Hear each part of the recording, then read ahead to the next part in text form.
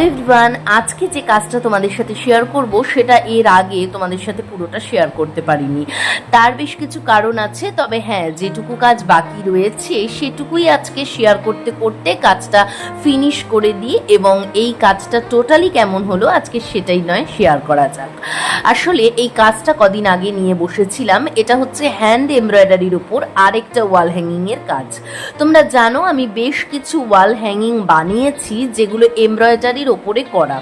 এই এমব্রয়ডারির কাজ কিন্তু বিভিন্ন জিনিসের ওপরে করা যেতে পারে, এমনকি মাথায় যে ক্লিপটা তোমরা ব্যবহার করছো তার উপরেও।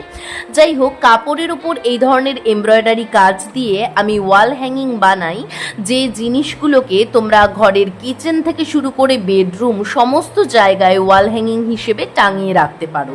তার জন্য প্রয়োজন শুধু দেয়ালে একটা ছোট্ট হুক, যার জন্য তোমরা এই ধরনের ফ্রেমটাই একদম বসিয়ে দিতে পারো দেয়ালের মধ্যে ওই হুকের ওপরে।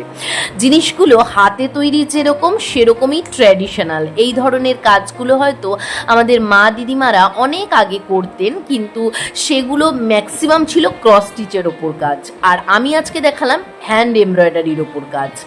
আর শেষে একটা কথাই বলবো, এই কাজটা কেমন লেগেছে তোমরা সেটা জানিয়ে আমাকে অবশ্যই ওটার কমেন্ট করে যেও এবং লাইক দিয়ে যেও।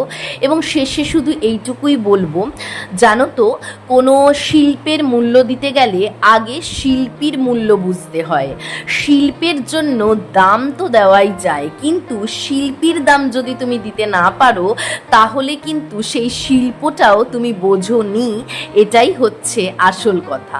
শিল্প বুঝতে হলে, আর যে সত্যিকারের শিল্প বোঝে সে শিল্পীরও মূল্য দিতে জানে। আর শিল্পীর মূল্য কিন্তু টাকায় দেওয়া যায় না, তাকে প্রাধান্য দিতে হয়, সেই শিল্পীর হাতের কাজের গুরুত্ব দিতে হয়, তবেই সে না সেই মানুষটা আসল মানুষ। এ শিল্পের মূল্য দেওয়ার সাথে সাথে শিল্পীরও মূল্য দিতে জানে, তাই না?